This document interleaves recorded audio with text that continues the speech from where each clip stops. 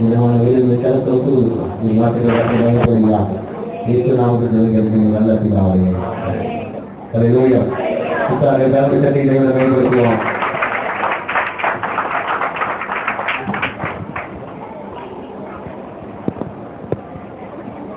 இந்த கண்ணனுடைய 2வது நாள் கூட நம்ம ஆண்டு சொல்லுவோம். பல கரைகளுக்கு எழுதிக்கிறோம். ஹல்லேலூயா. ஹல்லேலூயா. இந்த தினத்தில் செய்தி நிஜமாகவே உண்மையாகவே நமக்கு ஆசீர்வாதம். ஹல்லேலூயா. ஏன் நாம் தெரிந்து கொள்ளப்பட்டிருக்கிறோம் சாதித்த வசனத்தின் அடிப்படை நாம் பார்க்க ஆண்டவர் நமக்கு திருவை செய்திருக்கிறார். நாளிலும் வெளியில முழங்கால் விட்ட புத்தகங்கள் உங்களுக்கு விற்பனைக்கு உள்ளது. அதில் வாங்க விருப்பம் உள்ளவர்கள் நீங்கள் வெளியிருக்க ஸ்தானத்தை நீங்கள் பெற்றுக் கொள்ளலாம். அதே போல சீசன் பத்திரிகை உண்டு, அது விலை கிடையாது, இலவசம். அந்த சீசன் பத்திரிகையை பெற்றுக்கொள்ளாதவர்கள் நீங்கள் எடுத்துக்கொள்ளலாம். நீங்கள் கடந்து போகும்போது சீசன் பத்திரிகை நீங்கள் பெற்றுக்கொள்ளலாம். நாளை தினத்திலே காலை 7 மணிக்கு ஒரே ஆராதனையாக நடைபெறும். கவனித்துக் கொள்ளுங்கள். நாளை தினத்திலே காலை 7 மணிக்கு ஒரே ஆராதனையாக நடைபெறுவதனால எல்லாரும் ஒரே ஆராதனை கலந்து கொள்ள முடியாமல் நம்மளோட கேட்டுக் கொள்கிறோம். நம்ம நாளில செய்தி கொடுத்து வருகிறதான நாளை தினத்தில் காலை வரையும் நமக்கு செய்தி கொடுப்பார். இதனால் காலையில ஒரே ஆராதனையாக 7 மணிக்கு கலந்து கொள்வதற்காக உங்கள் அன்போடு கேட்டுக் கொள்கிறோம். நாளைக்கு மதிய வேளையில 3 மணிக்கு ஏற்கனவே சொல்வது போல ஆம்புலன்ஸ் கொடுத்திருக்கிறோம். அது போல மதியம் 3 மணிக்கு விசேஷத்தில் ஒரு பிரார்த்தனையும் ஆலோசனையும் தேர்வு எழுதியிருக்கிற பிள்ளைகளுக்கு நம்ம தொகையில் வைத்து கொடுக்கப்பட்டிருக்கிறது. அதில் 10th 12th படிக்கிற பிள்ளைகள் விசேஷமாக அதில் வந்து கலந்து கொள்ளக்கூடிய கூட கேட்கிறோம். நீங்கள் மாத்திரமல்ல, மற்ற பிள்ளைகளோடு படிக்கிறதான மற்ற பிள்ளைகளையும் நீங்கள் பள்ளிக்கூடத்தில் மற்ற பிள்ளைகளையும் இந்த குடும்பத்தை அழைத்து வந்து கூட கேட்கிறோம். அவர்களுக்கு மிகவும் பொருத்தமுள்ளதாக இருக்கும். தனித்தனியாக குரூப்பாய் வைத்து கவுன்சிலிங் கொடுக்கப்படும். ஆனால் எப்படி படிக்க வேண்டும், எப்படி படிக்கக்கூடாது, எப்படி ஆய்வு செய்யணும், எப்படி ஆய்வு செய்யக்கூடாது, எப்படி எழுதலாம், அதிக மதிப்பெண் பெறலாம், எப்படி எழுதக்கூடாது என்பதோட காரியம் நேர்த்தியாக சொல்லிக் கொடுக்கப்படும். அதனால் நாலு தினத்திலே அந்த காரியத்தில் பங்கெடுக்கும்படியாக மற்றவர்களையும் நீங்கள் அழைத்து வரும்படியாக நம்மளோடு கேட்டுக்கொள்கிறோம். மற்றவர்களையும் ஆஸ்வதிப்பாங்க. கர்மத்தினுடைய நிறைவு நாளாக நாளை தினத்துல மாலை 6 மணிக்கு சரியாக கூட்டம் ஆரம்பிக்கப்படும். 6 மணிக்கு நாம் நாளை தினத்துல மாலை வேளையில கூட்டம் ஆரம்பிக்க இருக்கிறோம். அதனால தினத்துல 6:30 அல்ல, 6 மணிக்கு சரியாக ஆரம்பிக்கப்படும். அதனால கவனித்துக் கொள்ளுங்கள். நாளை மாலை 6 மணிக்கு கம்யூனிஸ்ட் கூட்டத்துக்கு வந்து செய்தியாளருடைய சிறப்பான சாட்சியோடு கூடிய செய்தியை நாளை தினத்தில் கேட்க இருக்கிறோம். உண்மையாகவே இந்த சாட்சி அசைக்கூடிய சாட்சி நான் கேள்விப்பட்டிருக்கிறேன். எல்லாமே முழுமா அதை கேட்கவில்லை. நாலு தினத்துல மாலை வேலையில இந்த சாட்சியோடு கூட செய்தி நான் கேட்க இருக்கிறோம். அதனால எத்தனை பேரை கூட்டிக் கொண்டு வர முடியுமோ கூட்டிக் கொண்டு வராங்க, மாற்றுவீங்களாக. நாலு தினத்துல மாலை வேலையிலே கண்வச்சு போட்ட முடிவுகளை நாம் அன்பின் விருந்து நம்ம கொண்டு அதை கலந்து கொண்டிருக்கிறோம். நாலு தினத்து மாலை வேலையில அன்பின் விருந்து கட்டாயம் கலந்து கொள்வதையாக ஒரு நண்போடு கேட்டுக் கொள்கிறோம். கற்ற உறவையும் ஆஸ்வதிப்பாராங்க. இப்போதும் நேரத்தை கலைமாகாமல் நேரடியாக நாம் செய்தி கடந்து போவோம். கரங்களை தட்டி நம் தேவனை பங்கேற்றுவோம்.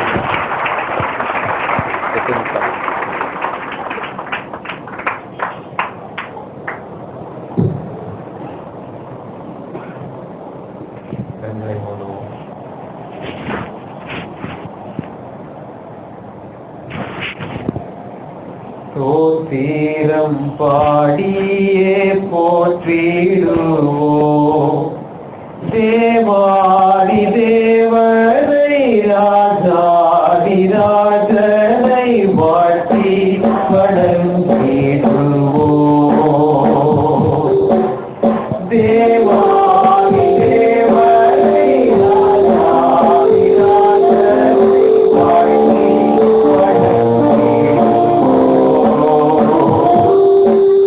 அற்புதமான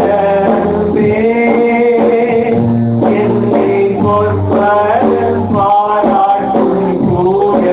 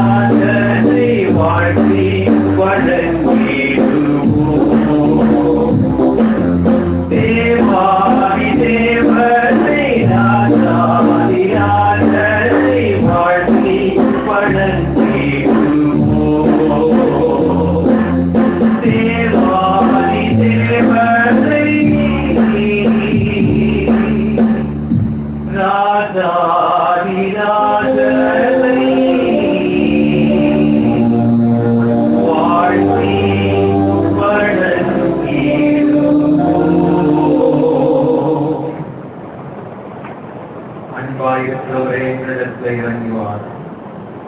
நீர் பேசும், நாங்கள் கேட்கிறோம். இயேசுவின் மூலம் ஜெபம் கேளும் நல்ல பிதாவே. ஹல்லேலூயா, ஹல்லேலூயா, ஹல்லேலூயா. முடிச்சுட்டீங்களா, தூங்கிட்டீங்களான்னு சந்தேகமா இருக்கு. கொஞ்சம் சத்தமா ஹல்லேலூயா, ஹல்லேலூயா, ஹல்லேலூயா. ஆண்டவராகிய இயேசு கிறிஸ்துவின் நாமத்தினாலே உங்களை வாழ்த்துகிறேன். டிவிஷன் டெஸ்ட் ஆரம்பிக்கலாமா? இத்தனை பேர் தயாராக வந்திருக்கிறீர்கள். 2-3 கை தான் மேல போகுது. நேற்று எடுத்த பாடத்தை நீங்க எடுத்துடலாமா? ஹல்லேலூயா. மீண்டும் அதே வசனத்தை வாசிப்போம். யோவான் எழுதின சுவிசேஷம். நீங்கள் என்னை தெரிந்து கொள்ளவில்லை, நான் உங்களை தெரிந்து கொண்டேன். நேற்றைய தினத்திலே வராதவர்களுக்காக 2 நிமிடங்கள் நேற்றைய தினத்திலே நான் சொன்ன காரியங்களை சுருக்கமாய் 2 நிமிடத்திலே சொல்லிவிட்டு இந்த நாளில் செய்திக்குள்ளாய் கடந்து செல்ல வாங்கிக்கிறேன். முதலாவது சொன்னேன், வாசித்த வசனத்தின்படி ஆண்டவர் சொல்லுகிறார், நீங்கள் என்னை தெரிந்து கொள்ளவில்லை, நான் உங்களை தெரிந்து கொண்டேன். நாம் ஏதோ முயற்சி செய்த ஆண்டவரை கண்டுபிடிக்கவில்லை, நாம் கிரியைகளை செய்த ஆண்டவரை கண்டுபிடிக்கவில்லை, ஆண்டவர் நம்மை தெரிந்து கொண்டார் என்று சொன்னேன். அவர் இலவசமாய் நம்மை தெரிந்து கொள்ளவில்லை, நாம் அவருக்கு இலவசமாய் கிடைத்து விடவில்லை, அவர் அதற்காக ஒரு விலைக்கரையும் செலுத்தி நம்மை தெரிந்து கொண்டார் என்று சொன்னேன். ஒரு சில கேள்விகளை கேட்டு அதற்கு பதிலும் நேற்று சொன்னேன். ஆண்டவர் எப்பொழுது நம்மை தெரிந்து கொண்டார்? எபேசியர் 1ஆம் அதிகாரம் 4ஆவது வசனம், உலக தோற்றத்திற்கு முன்னே நம்மை தெரிந்து கொண்டார் என்று சொன்னேன். எங்கே நம்மை தெரிந்து கொண்டார்? ஏசாயாவிலே வாசித்தோம், உபத்திரவத்தின் புகையிலே நம்மை தெரிந்து கொண்டார். எப்படி தெரிந்து கொண்டார்? கிருபையினாலே நம்மை தெரிந்து கொண்டார். எந்த பிரயாசமும் நாம் படவில்லை, ஆண்டவர் தம்முடைய கிருபையினாலே நம்மை தெரிந்து கொண்டார் என்று சொன்னேன். ஏன் நம்மை தெரிந்து கொண்டார்? நாம் திரட்சியா இருக்கிறதுனாலே, நாம் பலவான்கள் என்பதனாலே, நாம் படித்தவர்கள் என்பதனாலே, நாம் பட்டம் பெற்றவர்கள் என்பதனாலே ஆண்டவர் நம்மை தெரிந்து கொள்ளவில்லை. நாம் கொஞ்சமாக இருக்கும் போது ஆண்டவர் நம்மை தெரிந்து கொண்டார். நாம் பலவீனராக இருக்கும் போது ஆண்டவர் நம்மை தெரிந்து கொண்டார். நாம் ஒன்றும் இல்லாமல் இருக்கிற நிலைமையில இருக்கும் போது ஆண்டவர் நம்மை தெரிந்து கொண்டார். எதற்காக நம்மை தெரிந்து கொண்டார் என்று 4 காரியங்களை சொன்னேன். என்ன சொன்னேன்? வெறும் ரட்சிப்பா, அது கூட வேறதான் இருக்கு. நித்திய மகிமையோடே நாம் அந்த ரட்சிப்பை பெற்றுக் கொள்ளும்படி ஆண்டவர் நம்மை தெரிந்து கொண்டார் என்று சொன்னேன். 2வது,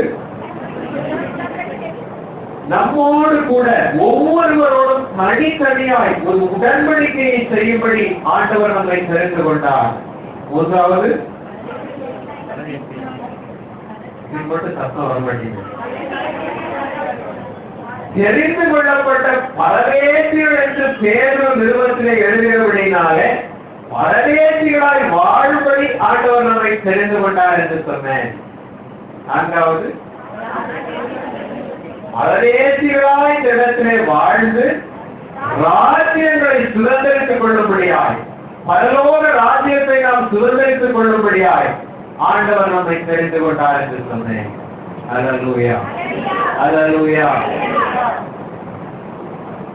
நேற்று சொன்னதை போல இந்த நாளிலேயும் நாளை காலையிலேயும் ஆண்டவர் தெரிந்து கொண்ட ஒரு சிலரை குறித்து வேதத்திலிருந்து நாம் தியானிக்க போகிறோம்.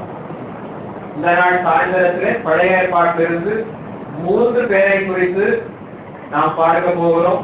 நாளை காலையிலே புதிய ஏற்பாட்டிலிருந்து 3 பேரை பார்க்க போகிறோம். நாளை சாயந்தர கூட்டத்திலே ஆண்டவர் தெரிந்து கொண்டார், எதற்காக தெரிந்து கொண்டார் பார்த்தோம். நம்மிடத்திலிருந்து ஆண்டவர் என்ன எதிர்பார்க்கிறார், என்பதை நாளை தினத்தின் சாயந்திரத்திலே உங்களோடு பேச வாங்கிக்கிறேன்.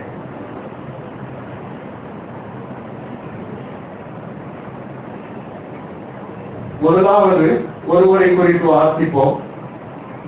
யாத்திராகமம் 6வது அதிகாரம் 25வது வசனம்.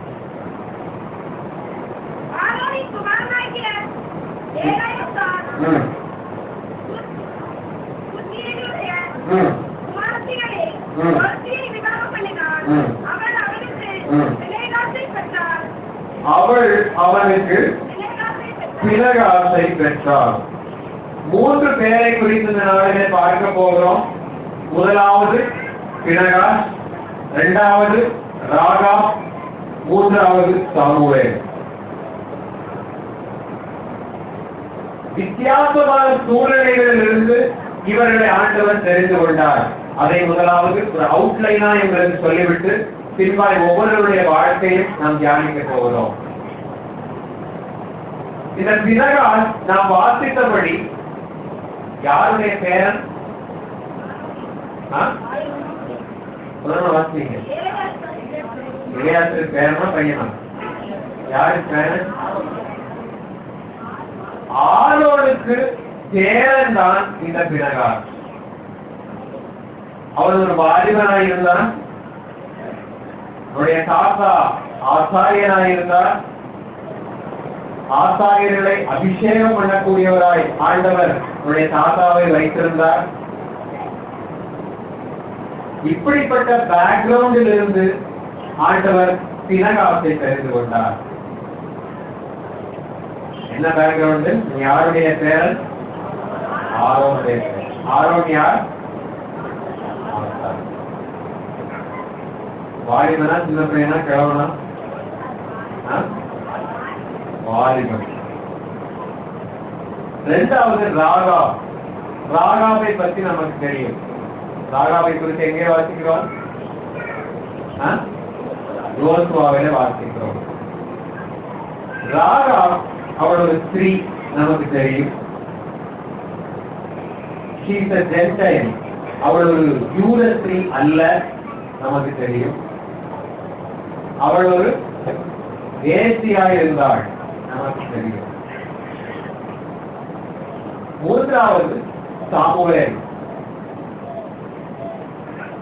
அவன் எந்த சூழ்நிலையில இருந்தான்? அவன் ஏரியில கொண்டு வந்து விடும்போது எப்படி இருந்தான்? வளர்ந்தவனா இருந்தானா? பிள்ளை இன்னும் குழந்தையா இருந்தது என்று வாசிக்கிறோம். அப்ப ஆண்டவருடைய தெரிந்து கொள்ளுதலின் விதங்களை பாருங்கள். முதலாவது பினகாஸ் ஒரு வாலிபனாய் இருந்தான். ஆசாரிய குடும்பத்திலே பிறந்திருந்தான். ஆசாரிய முறைமைப்படி வளர்க்கப்பட்டிருந்தான். அவனை ஆண்டவர் தெரிந்து கொள்ளுகிறார். ராகாவை பாருங்கள், அப்படியே வித்தியாசமாக இருக்கும். அவள் ஒரு வேசியா இருந்தாள். யூத குடும்பத்திலேயும் அவள் பிறக்கவில்லை. தேவனுக்கு பிரியமில்லாத ஒரு தொழிலை செய்து கொண்டிருந்தவள்.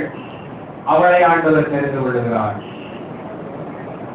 சாமுவேலை பாருங்கள், அவன் சிறியவனாய் இருந்தான்.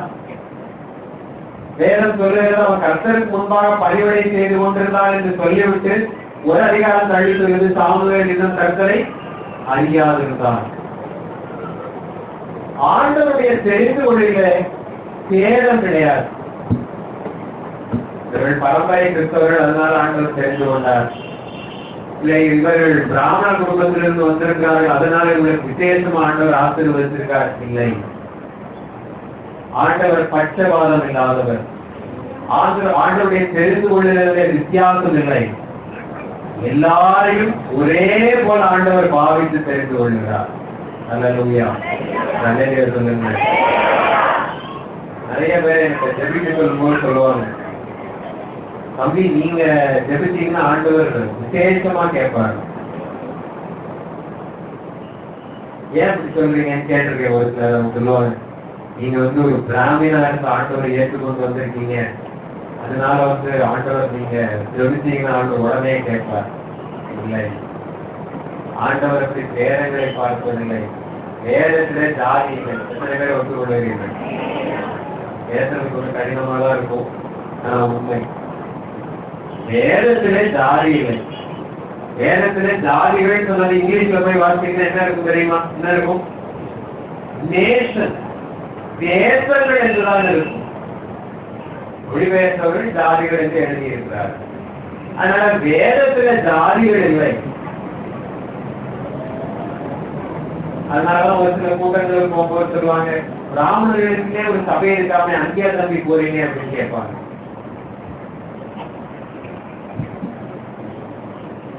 நான் எப்போதும் சொல்லுவது உண்டு, ஏற்கனவே கிறிஸ்தவ நாடார், கிறிஸ்தவ செட்டியார் அப்படின்னு நிறைய ஜாதி இருக்கு. இப்ப கிறிஸ்தவ ஐயர்னு ஒரு ஜாதி கூட இருக்கு.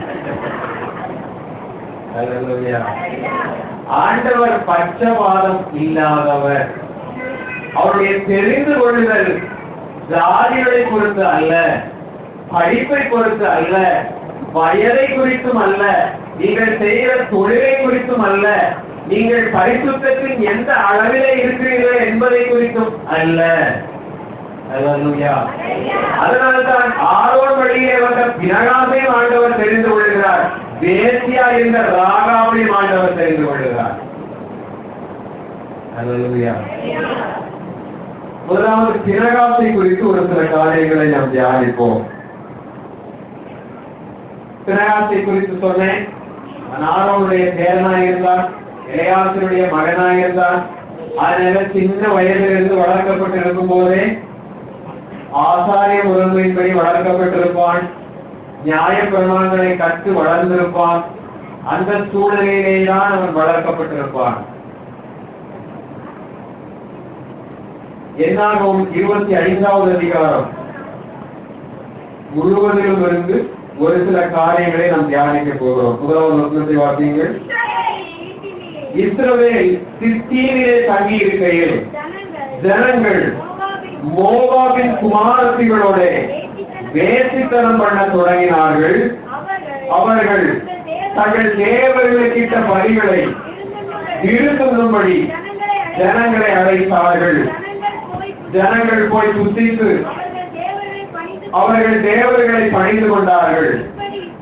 இப்படி இஸ்ரவேலர் பாகால் பேயோரை பற்றி கொண்டார்கள். அதனால் இஸ்ரவேலர் மேல் கர்த்தருடைய கோபம் மூட்டது. இஸ்ரவேல் ஜனம் முழுவதும் பாவம் செய்ய தொடங்கினது. கர்த்தர்தான் தெய்வம் என்று ஆண்டவர் சொன்னதை மறந்து வேறே தேவர்களை சேவிக்கும்படி அவர்களுக்கு செய்த விருந்திலே பங்கு கொண்டு வேசித்தனமும் செய்ய ஆரம்பித்து விட்டது.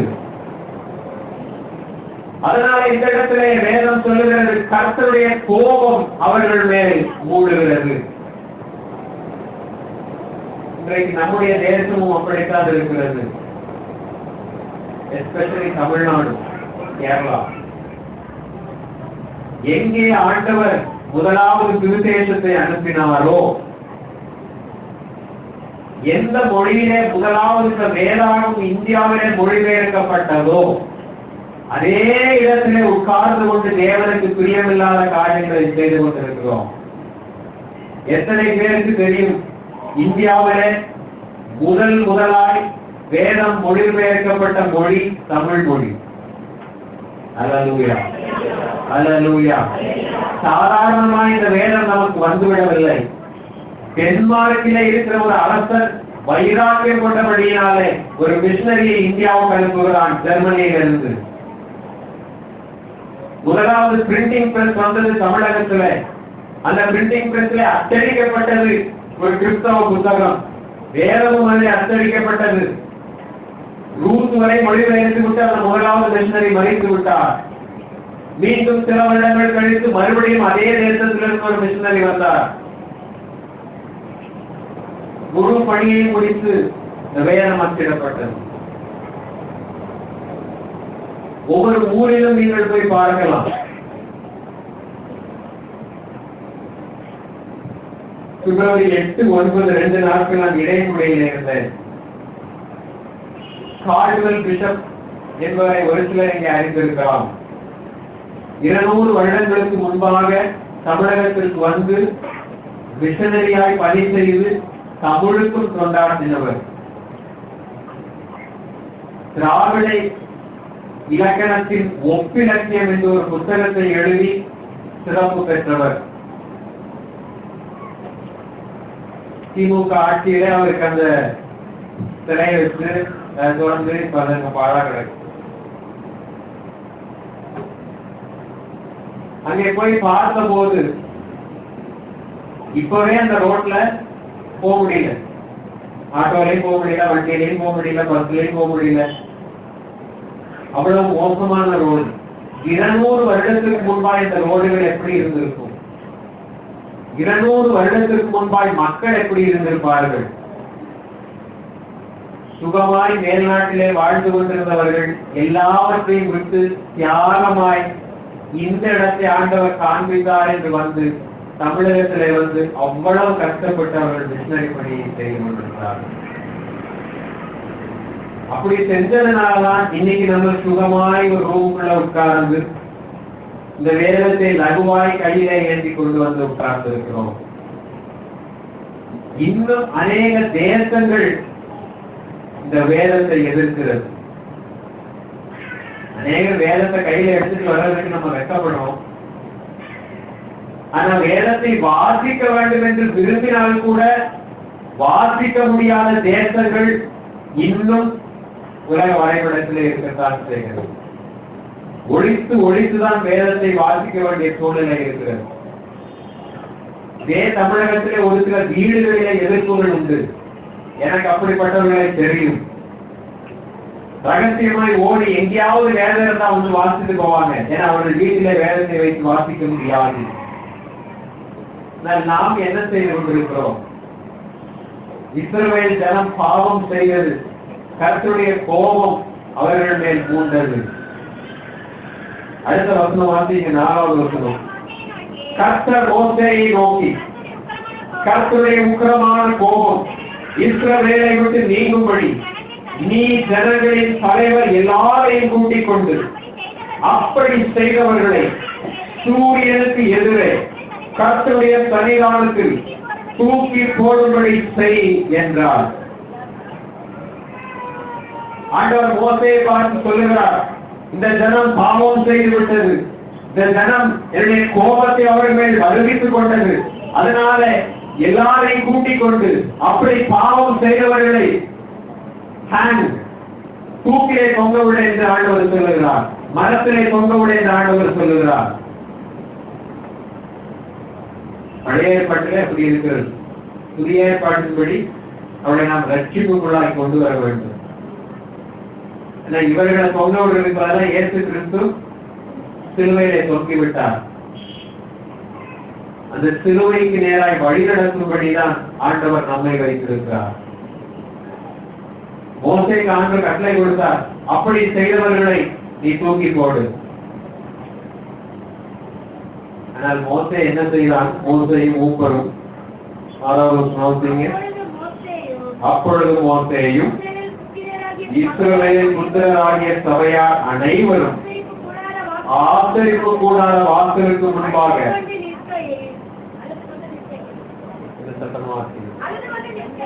அழுது கொண்டிருக்கிறார்கள். ஆண்டவர் என்ன சொன்னார்? 4வது வசனத்தில் ஆண்டவர் என்ன சொன்னார்?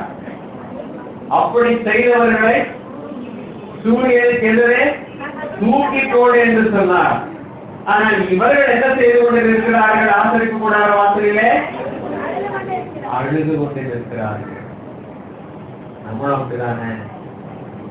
ஆண்டவர் நம்மை வேறோ செய்ய சொன்னா நம்ம வேறவோ செஞ்சுட்டு இருக்கோம்.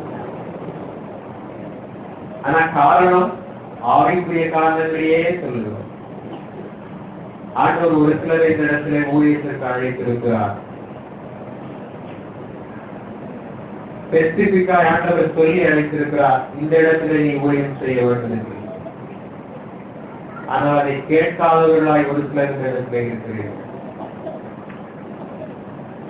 அதற்கு காரணம் ஆவிக்குரிய காரணம் தான். இங்கேயே நான் ஒரு பராமரிப்பு குழுவை நடத்துகிறேன், இங்கேயே நான் ஆத்துமாக்களை நான் கொண்டு வந்து கொண்டிருக்கிறேன், இங்கேயே நான் ஆராதனை நடத்துகிறேன், பாஸ் இல்லாத சமயம் நான் தான் மெசேஜும் கொடுக்கிறேன், அதனால நான் இங்க இருந்து போயிட்டா ஆவிக்குரிய காரணம். ஆண்டவர் எதற்காக உங்களை அழைத்திருக்கிறார் யோசித்து பாருங்கள். மரத்திலே தூக்கி போட என்று சொன்னால் இங்கே அழுது கொண்டு நிற்கிறான் மோசே.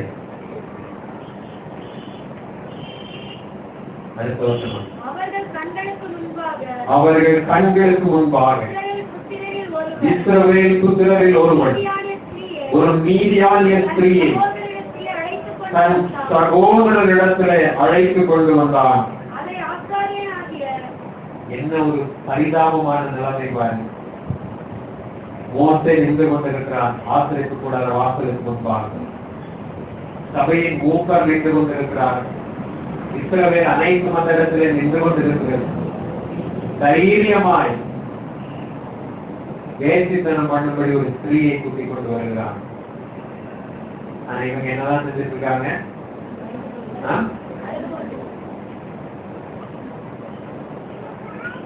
சபைக்குள்ளே கள்ள தீர்க்க தரிசனங்கள் பெருகி வருகிறது. கள்ள போதகங்கள் பெருகி வருகிறது.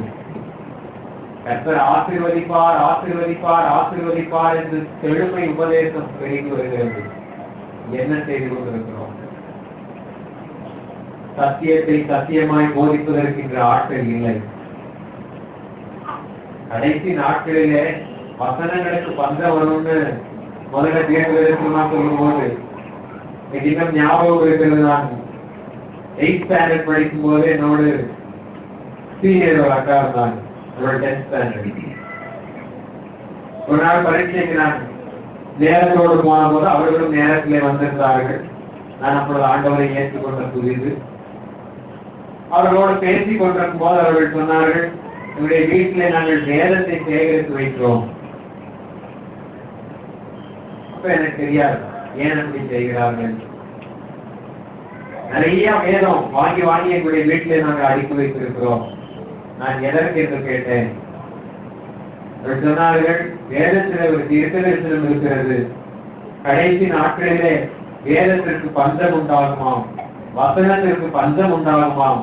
அதனால அப்பொழுது விநியோகிப்பதற்காக நாங்கள் வேதங்களை சேர்த்து வைத்துக் கொண்டிருக்கிறோம் என்று. நாம் வேதம் அப்படிப்பட்ட பஞ்சத்தை கூறவில்லை என்று இப்பொழுது நமக்கு தெரிகிறது. வேதம் இலவசமாய் நமக்கு கிடைக்கிறது. எல்லாரும் ஆண்ட்ராய்டு மொபைல் போன் வச்சிருக்கோம். ஆண்ட்ராய்டு மொபைல் போன்ல ஃப்ரீயாவே கிடைக்குது வேதம். எந்த மொழியில வேண்டுமானாலும் பதிவிறக்கம் செய்து அதை வைத்துக் கொள்ளலாம். இலவசமாய் கிடைக்கிறது. வேதத்தை படித்தாலும் ஆழங்களை புரிந்து கொள்ள நமக்கு முடிவதில்லை. வேதத்தின் ரகசியங்களை கற்றுக் கொள்வதற்கு யாரும் விரும்பவில்லை. கற்றுக் கொடுப்பதற்கும் ஆட்கள் இல்லை. அதனால வேதத்துக்கு பஞ்சம்னா வேதம் இருக்கிறது, ஆனால் அதை படித்து சொல்லுவதற்கு ஆட்கள் இல்லை. நாம் என்ன செய்து கொண்டிருக்கிறோம்? மோசையை போல அழுது கொண்டு நிற்கிறோமோ?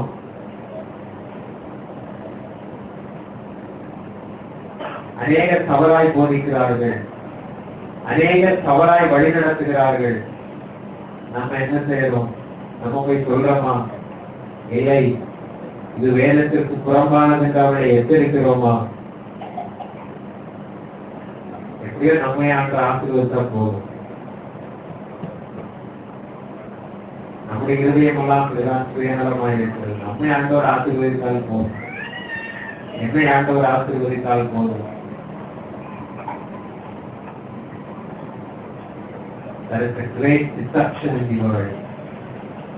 ஏமாற்றப்பட்டுக் கொண்டிருக்கிறார்கள் ஜனங்கள்.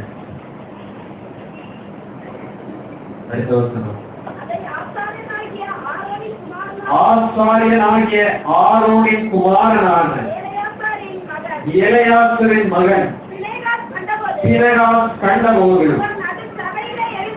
அவன் நடு சபையிலிருந்து எழுந்து ஒரு ஈட்டியை தன் கையிலே பிடித்து இஸ்ரவேலனாகிய அந்த மனிதன் வேசித்தனம் என்னும் அறையிலே அவன் பின்னாலே போய் இஸ்ரவேல் மனிதனும் அந்த ஸ்திரீயுமாகிய இருவருடைய வயிற்றிலும் ஈட்டி உருவி போக அவர்களை குத்தி போட்டான். அப்பொழுது இஸ்ரவேல் புத்திரரின் உண்டான பாதை என்று குறைக்கிறது. பினகாசுகளை தேடி ஆண்டவர் இந்த இடத்திலே வந்திருக்கிறார். சபையிலே வாதை உண்டாயிருக்கிறது, தேசத்திலே வாதை உண்டாயிருக்கிறது. தெரிந்து கொள்ளப்பட்ட மோசேயும் கர்த்தருக்கு கீழ்ப்படியாமல் அழுது கொண்டிருக்கிறார். பினகாசுகளை தேடி ஆண்டவர் வந்திருக்கிறார். வேதம் சொல்லுகிறது, பினகாஸ் நடு சபையிலிருந்து எழுந்து வந்தான் என்று. அவனுக்கு ஆசாரிய பட்டம் அதுவரை கொடுக்கப்படவில்லை. அதை குறித்து வேதம் எதுவும் சொல்லவில்லை. அவன் மூப்பரோடு அவன் முன்னாடி அமர்ந்திருக்கவில்லை. அவன் நடுசபையிலே உட்கார்ந்து கொண்டிருக்கிறான். எனக்கு அந்த பதவி இல்லை, நான் எதுவும் செய்ய முடியாது என்று பினகாஸ் சும்மா இருக்கவில்லை. நடு சபையிலிருந்து பினகாஸ் எழுந்து வருகிறான். தேசத்தை காக்கும்படி தேசத்திலே எழுப்பப்பட்ட ஊழியக்காரர்கள் வித்தியாசமான பாதையிலே போகலாம். அதை பற்றி குறை கூறிக்கொண்டு நாம் உட்கார்ந்து இருக்கிறதுக்கு ஆண்டவர் நம்மை அழைக்கிறது. அவர் அப்படி செய்கிறார், இவர் இப்படி செய்கிறார் என்று கதை பேசுவதற்கு ஆண்டவர் நம்மை அழைக்கவில்லை. நமக்கு பதவி இல்லாமல் இருக்கலாம், ரெவரண்ட் பட்டம் நமக்கு இல்லாமல் இருக்கலாம், டாக்டர் பட்டம் நமக்கு இல்லாமல் இருக்கலாம், தியாலஜி நாம் படிக்காமல் இருக்கலாம். ஆனால் எல்லாரையும் ஆண்டவர் தெரிந்து கொண்டிருக்கிறார். எல்லாரையும் ஆண்டவர் அழைக்கிறார். ஒரு இடத்துல பிரசங்கம் எழுதும்போது அநேகர் சொல்வார்கள், அழைப்பில்லாம ஊழியம் செய்கிறார் பிரதர் அப்படின்னு. நான் சொன்னேன், அழைப்பு மேலிருந்து வருதோ இல்லையோ, கீழிருந்து எல்லாருக்கும் வந்திருக்கு. ஒருவேளை பலரோரத்திலிருந்து உங்களுக்கு அழைப்பு வராமல் இருக்கலாம். ஒரு சிலரை ஆண்டவர் தரிசனம் கொடுத்து ஆண்டவர் அழைப்பார், சொப்பனங்கள் மூலம் ஆண்டவர் அழைப்பார், வசனங்களின் மூலம் ஆண்டவர் அழைப்பார். இந்த ஊழியத்திற்கு என்னை அழைக்கிறேன் என்று சொல்லுவார். வேதத்திலே ஒரு சம்பவம் எழுதப்பட்டிருக்கிறது சுவிசேஷங்களிலே. ஐஸ்வர்யவான் லாசர் கதை எத்தனை பேருக்கு தெரியும்? அதுக்குமே தெரியாமா? என் கரைகளை தான் சுத்தி காமிக்கிறேன். ஆமா, இல்லைன்னா நான் சொல்ல மாட்டேன். வேதத்தை எங்க இருக்குன்னு கண்டுபிடிச்சு நீங்க போய் வாசிங்க. அப்படியாவது வேதத்தை புரட்டிட மாட்டீங்களான்னு எனக்கு ஒரு ஆசை. இந்த கதையிலே ஆண்டவர் சொல்லும் போது, ஐஸ்வர்யவான் நரகத்திலே போய் வேதனை கொடுவான். ஒரு சொட்டு தண்ணியாவது கையால எனக்கு கொடு. இல்லை, நான் தர முடியாது. கடைசியாய் கதறுவான், நான் தான் தெரியாமல் இந்த இடத்திற்கு வந்து விட்டேன். என்னுடைய சகோதரர்களுக்கு யாராவது போய் சொல்லும்படி நீர் அனுப்பும். அவர்கள் இந்த இடத்திற்கு வராமல் இருப்பார்களாக. எத்தனை பேர் வாசித்திருக்கிறீர்கள்? மேலிருந்து உங்களுக்கு அழைப்பு வராமல் இருக்கலாம், ஆனால் பாதாளத்திலிருந்து உங்களுக்கு அழைப்பு இருக்கிறது நிச்சயமாய் சொல்லுவேன். வேதனை பட்டுக் கொண்டிருக்கிற அநேகர் அங்கே கதறிக் கொண்டிருக்கிறார்கள். ஐயோ, என்னுடைய அப்பா அம்மாவுக்கு யாராவது போய் இயேசுவை சொல்லிவிட மாட்டீர்களா? என்னுடைய அண்ணன் தம்பிக்கு யாராவது இயேசுவை சொல்லிவிட மாட்டீர்களா? என்னுடைய சகோதரருக்கு யாராவது இயேசுவை சொல்லிவிட மாட்டீர்களா? என்னுடைய பிள்ளைகளுக்கு யாராவது இயேசுவை சொல்லிவிட மாட்டீர்களா? நான் தான் தெரியாமல் பாவியாய் வாழ்ந்த இடத்திலே வந்துவிட்டேன். இயேசுவை ஏற்றுக்கொள்ளாமல் இந்த இடத்திலே வந்துவிட்டேன். யாராவது போய் சொல்லுங்கள் என்று அலறுகிற சத்தம் பாதாளத்தில் இருந்த இடத்திலே உண்டாயிருக்கிறது. இன்றைக்கும் அது கேட்கப்பட்டுக் கொண்டுதான் இருக்கிறது. ஆண்டவர் எல்லாரையும் ஊழியம் செய்ய அழைத்திருக்கிறார். என்னுடைய வேதம் அப்படித்தான் எனக்கு சொல்லுகிறது. வேறு வசனத்தை வாசிக்கிறோம். அது எல்லாரையும் எப்படி அழைத்திருக்கிறார்? ராஜரீக ஆசாரிய கூட்டம். இங்கேயே ஒரு வசனம் எழுதி இருக்கிறது. என்ன வசனம்? மத்தேயு 28ல எல்லாரையும் டீச்சரா. தமிழுடைய பெயர் என்ன? எல்லாரும் டீச்சர்கள் தான். மத்தேயு ஊழியக்காரனா? மத்தேயு ஊழியக்காரனா இல்லையா? இதெல்லாம் பாக்குறீங்க. ஊழியக்காரனா இல்லையா? ஆமா, ஆமான்னு சொல்லுங்க. ஊர்லதான் பதில் சொல்லல, இங்கதான் தொழில் சொல்றாங்க. பெரிய ஊழியக்காரன், மார்க்கு ஊழியக்காரன், பவுல் ஊழியக்காரன். அவர்களெல்லாம் டீச்சர்களா? டீச்சர்களா இல்லையா? அதான் வரலன்னா நான் பத்திரிக்கை இருக்கேன். டீச்சர்கள் தான். உங்களை ஆண்டவர் என்ன சொல்லி இருக்கிறார்? டீச்சர்கள் என்று சொல்லி இருக்கிறார். நீங்க போய் என்ன பண்ணணும்னு சொல்றார்? அப்ப எல்லாரும் ஊழியக்காரங்களா இல்லையா? அர்த்தம் வர மாட்டேங்குது. பத்தமும் அதே இருக்கணும். ஆண்டவர் ஆசாரிய பட்டம் கொடுத்த ஆரோன் கிரியை செய்ய வேண்டும் என்று பிறகால் சும்மா இருக்கவில்லை. இஸ்ரவேல் ஜனங்களை வழிநடத்தும்படி கோலை பிடித்துக் கொண்டிருக்கிற மோசே கிரியை செய்ய வேண்டும் என்று பிறகால் சும்மா இருக்கவில்லை. மூப்பராய் ஏற்படுத்தப்பட்டவர்கள் கிரியை செய்ய வேண்டும் என்று பிறகால் சும்மா இருக்கவில்லை. வாலிபனாய்த்தான் இருந்தார், நடு சபையிலேதான் சார்ந்திருந்தார். ஆனால் செய்கிற பாவத்தை அவனால் பார்த்துக் கொண்டு சும்மா இருக்க முடியவில்லை. தேசத்திலே கர்த்தருடைய வாதை உண்டாயிருக்கிறதை பார்த்தவனால் சும்மா உட்கார முடியவில்லை. நடு சபையிலிருந்து எழுந்து வந்தான். வேசித்தனம் நடக்கிற அறைக்குள்ளாய் போனான். ஈட்டியை எடுத்து அவளை ஒரே குத்தாக குத்தினான். வேதம் சொல்லுகிறது, அப்பொழுது வாதை நின்றது. பிறராசுகளை தேடி ஆண்டவரின் இடத்திலே வந்திருக்கிறார். தெரிந்து கொள்ளப்பட்டவர்கள் அப்படித்தான் இருப்பார்கள். இவர் செய்யட்டும் அவர் செய்யட்டும் என்று அவர்கள் சும்மா இருக்க மாட்டார்கள். ஆண்டவர் என்ன சொல்லுகிறார், நான் அதை செய்வேன் என்று எந்த நிலையில இருந்தாலும் வாதை நிற்கும்படி அவர்கள் கர்த்தருக்காய் கிரியை செய்வார்கள். அல்லேலூயா, அல்லேலூயா. 13வது வசனம் வாசிங்கள்.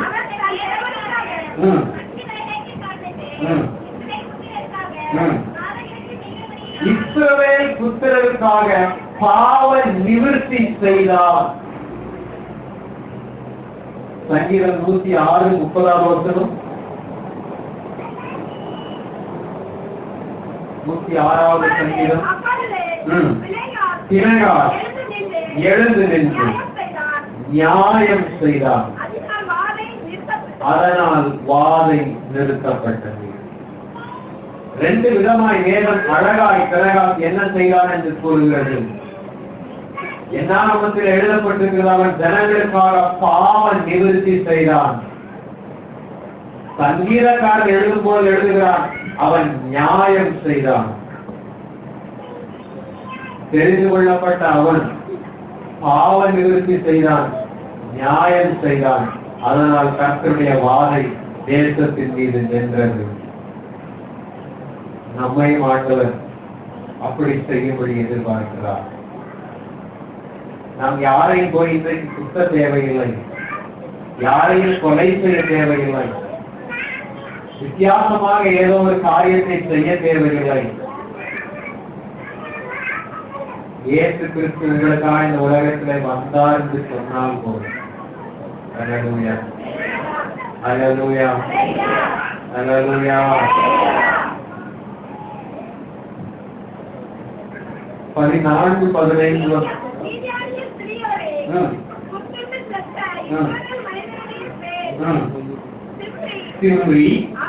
அவன் சல்லூமின் குமாரனும் சிமியோனியரின் தகப்பன் வம்சத்தில் ஒரு பிரபுவாய் இருந்தான். அடுத்த வசனம்.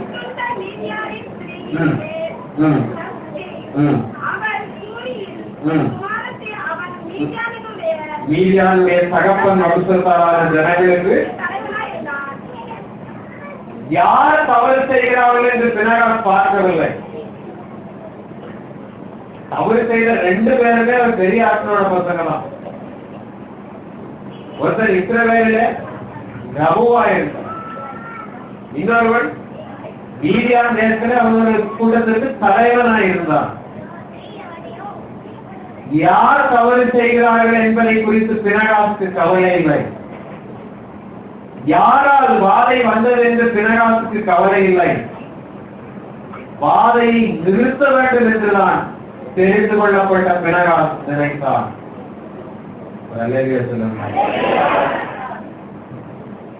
பெரிய பதவியிலே இருக்கிறவர்கள் பெரிய பெயர் கொண்டவர்கள் தப்பு செய்தால் அதை ஏற்றுக்கொள்ளலாம் என்று நான் ஒரு சிலர் நினைப்பது உண்டு. இல்லை, நமக்கு கீழே யாராவது தப்பு செய்தால் அவனை போய் அழிக்கிறதுக்கு நமக்கு தெரியும்.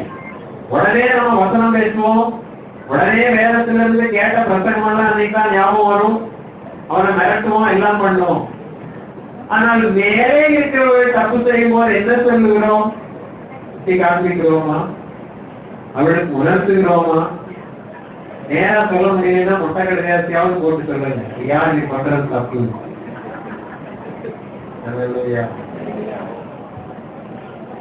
யார் தவறு செய்தார்கள் என்று பின்னகம் பார்க்கவில்லை. யோவான் ஸ்நானன் அவன் என்ன செய்வான்? வாசியுங்கள். மத்தேயு 14வது அதிகாரம் 3 முதல் 5 வசனம்.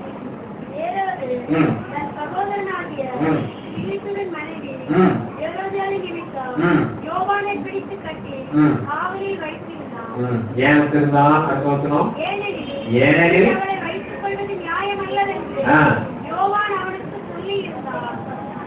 யோவான் எங்க இருக்கிறான்?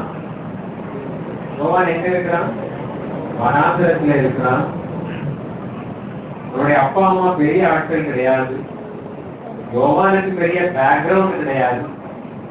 அவன் பெரிய ஐஸ்வர்யவான் என்று வேதம் சொல்லவில்லை.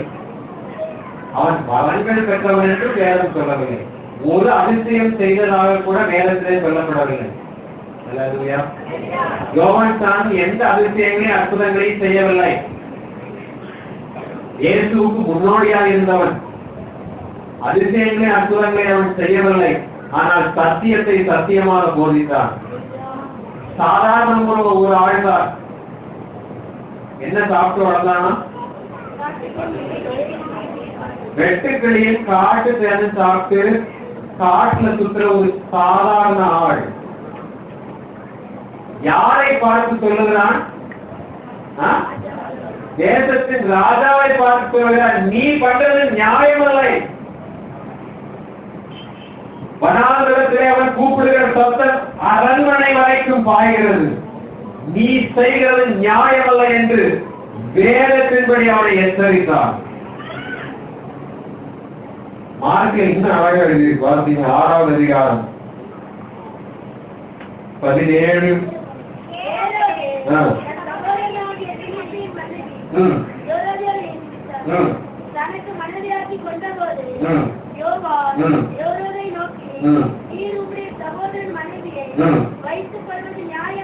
நியாயம் அல்ல என்று சொன்னதை நிமித்தம்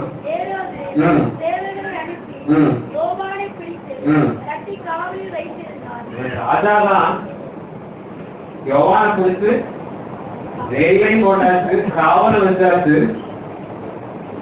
இவ்வளவு வந்தீங்க.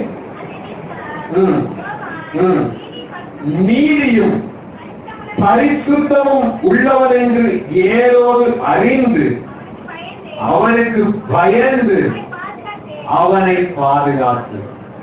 வெள்ளைங்க சொல்லுங்க, ஐயா இவன் தான் அவனை குறித்து ஜெயில வச்சிருக்கான். இவனுடைய சேவகர்கள் தான் யோவானை சுற்றி நின்று கொண்டிருக்கிறார்கள். இவன் நினைத்தால் ஒரு செகண்டிலே யோவானுடைய தலையை அவன் சிறந்தேனம் செய்ய முடியும். வேதம் சொல்லுகிறது, யோவான் நீதியும் பரிசுத்தமும் உள்ளவனாய் இருந்தபடியினாலே காவல் கூடத்திலே அவன் வைக்கப்பட்டிருந்தாலும் தன்னுடைய சேவகர் அவனை பாதுகாத்துக் கொண்டிருந்தாலும் ஏதோ அவனை கண்டு பயந்து. அல்லேலூயா, அல்லேலூயா. நீங்கள் சாதாரணமானவர்களாக இருக்கலாம், பதவியும் பட்டமும் உங்களுக்கு இல்லாமல் இருக்கலாம், பெயர் இல்லாமல் இருக்கலாம், பெரிய ஆள் என்கிற ஒரு தத்துவம் இல்லாமல் இருக்கலாம். ஆனால் நீதியும் பரிசுத்தமும் நமக்கு இருக்குமானால் தேசத்தின் ராஜா நம்மை கண்டு பயந்துதான் ஆட வேண்டும். அல்லேலூயா, அல்லேலூயா. சபையை கண்டு தேசத்தின் ராஜா பயந்துதான் ஆக வேண்டும். ஏனென்றால் இங்கே நீதியும் பரிசுத்தமும் இருக்கிறது. ஆனா இன்னைக்கு சபை தேசத்தின் ராஜாவை பற்றி கொஞ்சம் பயப்படும். நிறைய பேருக்கு தெரிவிக்க ஆரம்பிச்சாங்க. அடுத்த ஆட்சி யார் ஆட்சி? மோடி வந்துருவாரு. மோடி வந்துட்டா கிறிஸ்தவர்களுக்கு பயங்கர போராட்டமா இருக்கும். அதனால அவர் ஆட்சி வராமல் இருக்கிறதுக்காக ஜெபம் பண்ணுங்க. தேசத்துல சொல்றாங்க, தேசத்தின் ராஜாவை குறித்து சபை பயப்படக்கூடாது ஐயா. சபையை பார்த்து தேசத்தின் ராஜா பயப்பட வேண்டும். ஹல்லேலூயா, ஹல்லேலூயா. யார் ஆட்சிக்கு வந்தாலும் ஆண்டவர் சொல்லாமல் யாரும் இடத்திற்கு வர முடியாது. விசுவாசத்தோடு அல்லேலூயா சொல்லுங்க. அப்படித்தான் ஆண்டவர் அவரை கொண்டு வந்தால் கர்த்தருக்கு ஸ்தோத்திரம். என்ன அநேகருக்கு ஜெபம் பண்ணும்படி சொல்லும்போது நான் ஜெபம் பண்ண ஆண்டவரே சித்தம் அப்படிதான் கொண்டு வரணும்னா நீ கொண்டு வாரும். சபை அப்படித்தான் துன்பப்பட வேண்டும் என்றால் கர்த்தருக்கு ஸ்தோத்திரம் துன்பப்படட்டும். அப்பதான் இருக்கிற புனித பயணம் போறதெல்லாம் வந்து நிற்கும். சபைக்கு சபை சண்டை போடுறதெல்லாம் வந்து நிற்கும். எதிர்த்தாப்புல கடை ஆரம்பிக்கிறது வந்து நிற்கும். ஹல்லேலூயா. அப்படியாவது சபைக்குள் ஒரு ஒருவனம் வந்து விடாதா? அதை அனுமதிப்பீரானாலும் ஸ்தோத்திரம் என்று ஜெபம் பண்ணுறது. ஹல்லேலூயா. சாதாரணமானவன் தான் யோவான். ஆனால் அவனை கண்டு ஏறுவது பயந்தான். தேசத்தின் ராஜா பயந்தான். பவுலும் அப்படித்தான். வாசிங்கள் அப்போஸ்தலர் 24வது அதிகாரம் 24வது வசனம் வாசிங்க.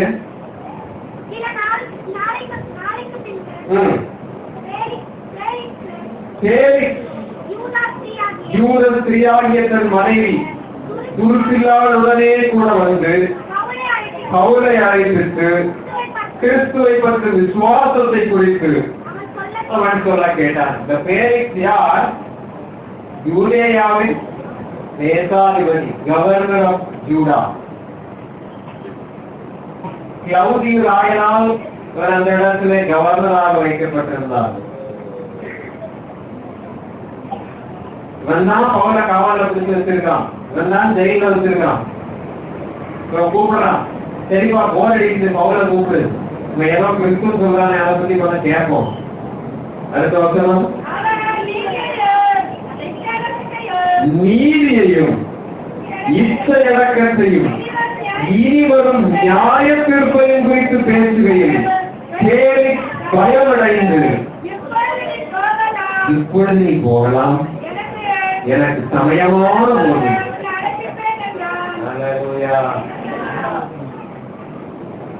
பேரிக்கு முன்பாக நான் நின்று கொண்டிருக்கிறேன். அவன் நினைத்தா என்னை விடுதலையாக்கிய முடியும்னு பவுலுக்கு தெரியும். தெரியுமா தெரியாதா? அவன் ஒரு முட்டாள் இல்லை. அவன் கற்று தேர்ந்தவன், கமாலியலுக்கு கீழே படித்தவன். ராஜாவுக்கு முன்பாக இருக்கிறேன், தேசாதிபதிக்கு முன்பாக இருக்கிறேன். இவர் நினைத்தால் என்னை விடுதலையாக்கிவிட முடியும் என்று பவுலுக்கு தெரியும். நம்ம ஊர் பிரசங்கியை போல அவருக்கு முன்பாய் போய் நின்று கர்த்தர் உன்னை ஆசீர்வதிப்பாராக என்று பவுல் சொல்லவில்லை. ஹல்லேலூயா. தேசம் உமக்கு கீழே ஆசீர்வாதமாக இருக்கிறது என்று பவுல் சொல்லவில்லை. அடுத்த தடவை ஏற்றம் வந்தாலும் நீரே எம்எல்ஏவா வருவீர் பவுல் சொல்லவில்லை. பவுல் என்ன பிரசங்கித்தார்? நீதியையும்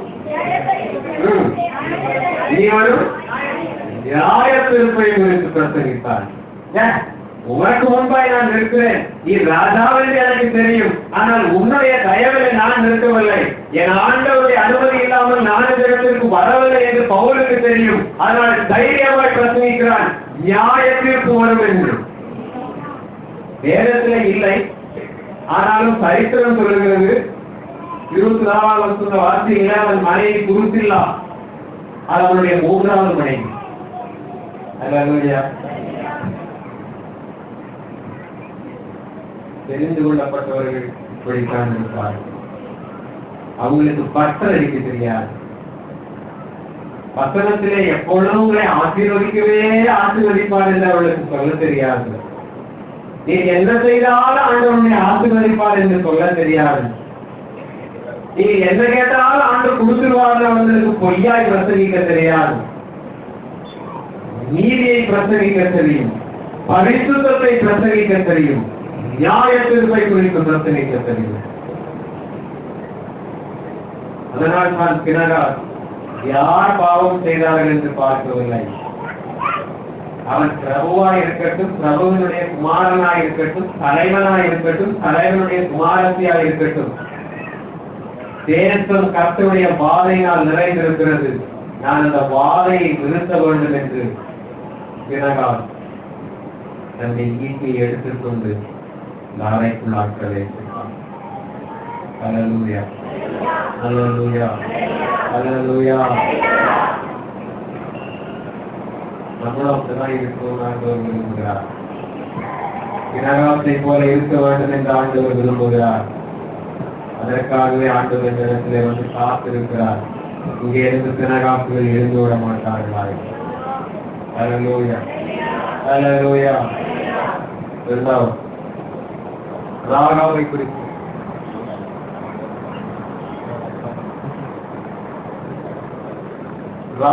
குறித்து வாசிப்போம். அதற்கு முன்பாக என்ன செய்தார் என்று பார்த்து விடுவோம். ஆண்டவர் இவனுடைய வாதையை நிறுத்தினதுனால 12வது வசனம், ஆண்டவர் 2 உடன்படிக்கையை பண்ணுகிறார்.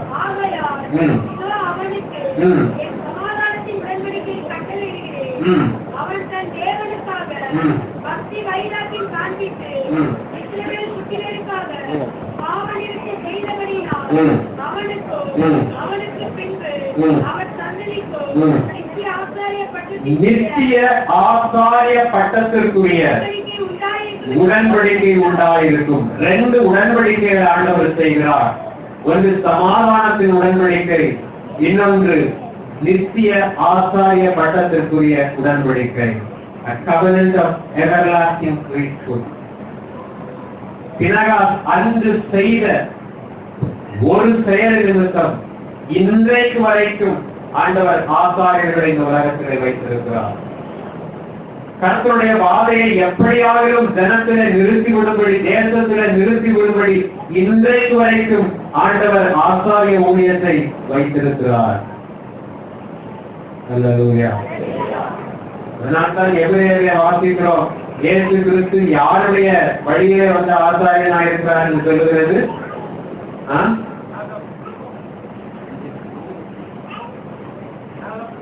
எல்லாரும் வேதத்தை வாசிக்கணும். அல்லேலூயா. மெல்கிசேதேக்கின் முறைமையின்படி வந்த ஆசாரியர். அதை குறித்து நாளை காலையில புதிய ஏற்பாட்டிலிருந்து 3 பேரை குறித்து பேசும்போது அதை டீட்டெயிலாக சொல்லுகிறேன். பினகாசை குறித்து பார்த்தோம். இவன் யாருடைய பேரன்? எப்படி வளர்க்கப்பட்டிருப்பான்? ஆசாரிய முறைமைப்படி வளர்க்கப்பட்டிருப்பான். நியாய பிரமாணம் அவனுக்கு தெரியுமா? தெரியும். அவன் வாலிபனாக இருந்தான். அவன் ஒரு மூப்பர் இல்லை. ஒரு சபையிலே அவனுக்கு ஒரு பெரிய பதவி கொடுக்கப்படவில்லை. சபைக்கு முன்னாடியும் அவன் இல்லை, தேர்தலையும் அவன் இல்லை, நடு சபையிலே உட்கார்ந்து கொண்டிருக்கிறான். ஆனால் தேசத்திலே வாதை வந்த போது யாருக்காகவும் காத்திருக்கவில்லை. வாதையை நிறுத்தும்படி தெரிந்து கொள்ளப்பட்ட பினகாஸ் எழுந்து கிரியை செய்தார். அது நிமித்தம் 2 உடன்படிக்கை ஆண்டவர் செய்தார். ஒன்று, இரண்டாவது வாசிங்கள் யோசுவா 1வது அதிகாரம் 1-2 வசனங்கள்.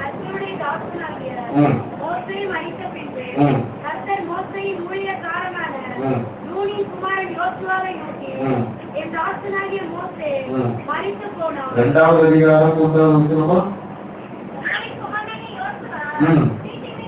சித்தியிலிருந்து ஏவுகாரராகிய 2 மனுஷரை ரகசியமான வேவு பார்க்கும்படி அனுப்பி பார்த்துவார்கள் என்றார். அவர்கள் போய் ராகாப் என்னும் பெயர் கொண்ட வேசியின் வீட்டுக்குள் பிரவேசித்து அங்கே தங்கினார்கள். இதனுடைய பேக்ரவுண்ட் நமக்கு தெரியும். கானானை சுதந்திரித்துக் கொள்ளும்படி இஸ்ரவேலருக்கு ஆண்டவர் கட்டளையிட்டார். முதலாவது எத்தனை ஏவுகாரரை மோசே அனுப்பினார்? யோசுவா எத்தனை வேவுகாரை அனுப்புகிறான்? 2 வேவுகாரை அனுப்புகிறான். போய் பார்த்து வாருங்கள், தேசம் எப்படி இருக்கிறது, சுதந்திரித்துக் கொள்ளலாமா என்று.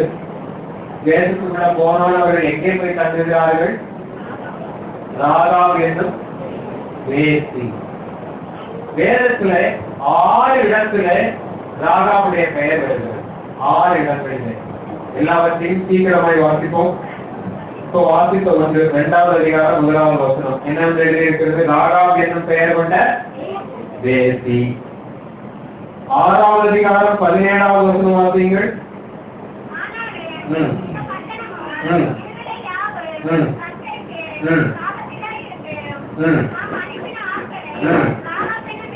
ராகாப் என்னும் 25வது வசனம்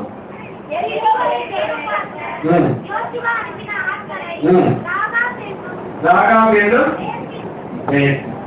3 முறை பழைய ஏற்பாட்டிலே சொல்லப்பட்டிருக்கிறது. 3 முறை என்னதான் சொல்லப்பட்டிருக்கிறது? ராகாப் என்னும். புதிய ஏற்பாட்டிலே 3 முறை சொல்லப்பட்டிருக்கிறது. மத்தேயு 1:5 அதிலே வெறும் ராகாப் என்று எழுதியிருக்கிறது. எபிரேயர் 11:31 ராகாப் என்னும். சத்தமா சொல்லுங்க, என்ன இருக்கிற சத்தமே வரல. ராகாப் என்னும் சொல்லுங்க சத்தமா. அடுத்து யாக்கோபு 2:5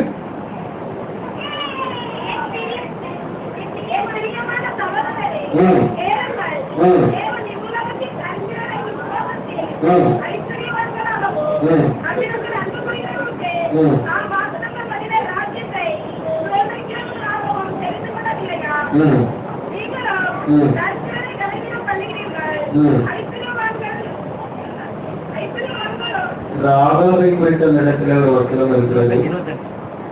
2:25 ராகாப் என்னும். 6 முறை வேதத்திலே ராகாவை குறித்து எழுதியிருக்கிறது. 6லே 5 முறை என்ன எழுதியிருக்கிறது? ராகாப் என்னும். வேதமுறை அப்படித்தான் அடையாளம் கற்றுக்கிறோம். ராகாப் என்னும் முதலிலேயே சொன்னேன், அவள் ஸ்திரீயா இருந்தாள்.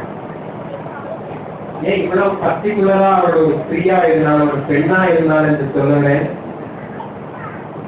யூதர்கள் இன்றைக்கு ஜெபம் பண்ணும்போது ஜெபம் பண்ணுவாங்க, ஆண்டவரே நான் ஒரு சுகதாபியானாய் பிறக்கவில்லை, உமக்கு நன்றி. நான் ஒரு நாயாய் பிறக்கவில்லை, உமக்கு நன்றி. நான் ஒரு பெண்ணாய் பிறக்கவில்லை, உமக்கு நன்றி. ஸ்திரீகளுக்கு அந்த தேசத்திலே அத்தனை மரியாதை கொடுக்கப்படுவது இல்லை. அவள் ஸ்திரீயா இருந்தாள். 2வது சொன்னேன், அவள் ஒரு யூத பெண்ணும் அல்ல. கர்த்தரை குறித்து அவளுக்கு எதுவும் தெரியாது. யாரும் நியாயப்பிரமாணத்தை அவளுக்கு சொல்லிக் கொடுக்கவில்லை. இந்த யூதர்களின் தேவன் யார் என்று அவளுக்கு யாரும் போதிக்கவும் இல்லை. 3வது, அவள் ஒரு தேசியா இருந்தாள். வேதமும் நமக்கு அப்படித்தான் நம்மை சொல்லுகிறது. ராகாப் என்னும் தேசி. கர்த்தரை அறிந்து கொள்ளக்கூடிய எந்த சூழ்நிலையும் அவளுக்கு இல்லை. நான் இத்தனை நேரம் இந்த காரியங்களை சொல்ல வருகிறது. அதுக்குத்தான் கர்த்தரை அறிந்து கொள்ளக்கூடிய எந்த சூழ்நிலையுமே ராகாபுக்கு இல்லை. ஆனால் ஆண்டவர் அவளை தெரிந்து கொண்டார். ராகாபை ஆண்டவர் தெரிந்து கொண்டார். தேசத்தை வேறு பார்க்கும்படி 2 பேர் வருகிறார்கள். இந்த கதை நமக்கு தெரியும். 9வது வசனம் வாசிப்போம்.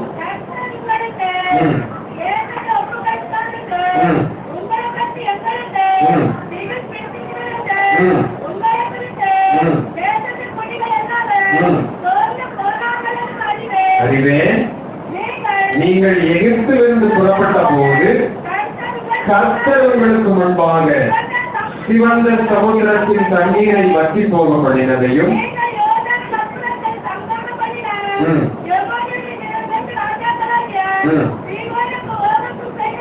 கேள்விப்பட்டோம்.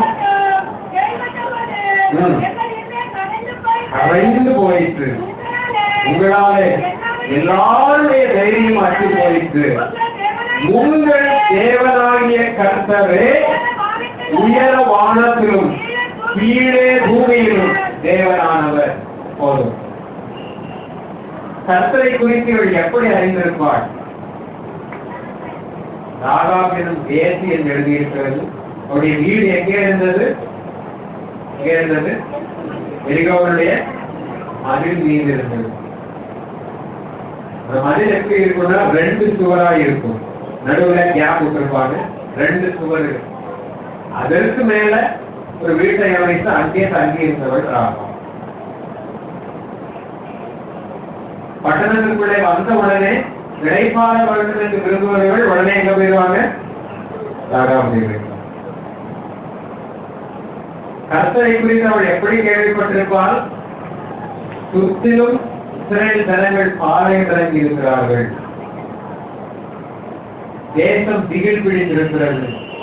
எரிகானுடைய கதவு பூட்டப்பட்டிருக்கிறது. பட்டணத்திற்குள்ள யாரும் பிரவேசிக்க முடியல. உள்ளிருந்து யாரும் வெளியே போக முடியல. அப்ப பட்டணத்திற்குள்ளிருந்து ராகாவுடைய வீட்டுக்கு வருகிறவர்கள் என்ன பேசிக் கொண்டிருந்திருப்பார்கள்? இந்த ஜனங்களை குறித்து பேசியிருப்பார்கள். அப்பா, ஒரு ஜனம் வெளியே சுத்தி இருக்குது, ஒரு எகிப்தில் இருந்தாங்களாம், அப்ப அவங்களுடைய ஆண்டவர் இப்படி எல்லாம் செய்தாராம், அப்படி எல்லாம் செய்தாராம் என்று. அதை ராகா அசட்டை செய்யவில்லை. உண்மையான தேவன் யார் என்பதை ராகா அந்த சூழ்நிலையிலும் அறிந்து கொண்டாள். ஏனென்றால் ஆண்டவர் அவரை தெரிந்து கொண்டிருந்தார். உண்மையாய் கர்த்தர் யார் என்று ராகா அறிந்து கொண்டிருந்தாள். அதனால்தான் அறிக்கையாய் சொல்லுகிறார், உங்கள் தேவனாகிய கர்த்தரே உயரமானத்திலும் கீழே பூமியிலும். அதற்கு முந்தின வசனங்களை இப்பதான் வார்த்தோம். ராஜா பேரு வரைக்கும் அவர் கேட்டு வைத்திருந்தார். அவ்வளவு நுணுக்கமாய் அந்த காரியங்களை கேட்டு அவள் மனதிலே வைத்திருந்தார். ஓம் என்னும் ராஜாவை அழைக்கிறான் சொன்னாள், பெயரோடு செல்லுகிறார். அப்ப அவள் தேசியா இருந்தாலும் அவளுக்குள்ள இருந்த தாகம் எத்தனையா இருந்தது என்று யோசித்து பாருங்கள். நீங்க நம்ம வசனம் கேட்க வந்தா ஒரு சிலர் வசனம் கேட்கும் போதே தூங்குறோம். நல்லா பாட்டு போடுறாரு. நிறைய பேர் கேட்கிறோம், ஆனால் உணர்வடைகிறதில்லை. ஏதோ வரோம், ஏதோ போறோம். பிரசங்கத்தின் முடிவில் என்ன பிரச்சனை பண்ணணும் கேட்டா நிறைய பேருக்கு தெரியாது. திருப்பியாவது சொல்லுங்க, அப்படியாவது உங்க இருதயத்துக்குள்ள ஏதாவது போகணும்னா அப்பவும் ஒரு சிலர் அப்படியே கம்பு போட்டு சாப்பிட்ட மாதிரி அப்படியே வந்துருக்கீங்க. நம்ம அப்படிதான். நம்மே ஆண்டு தெரிந்து கொண்டாங்க சொன்னேன். ஆனால் தெரிந்து கொள்ளப்பட்ட ராகா அப்படி இருக்கவில்லை. அவளுக்கு யாரும் ஒரு பெரிய பிரசங்கம் செய்யவில்லை. அவளை யாரும் கூப்பிட்டு கர்த்தரை பற்றி சொல்லவில்லை. அவளுடைய கையில யாரும் ஒரு வேதத்தை கொடுத்து இதை வாசி என்று சொல்லவில்லை.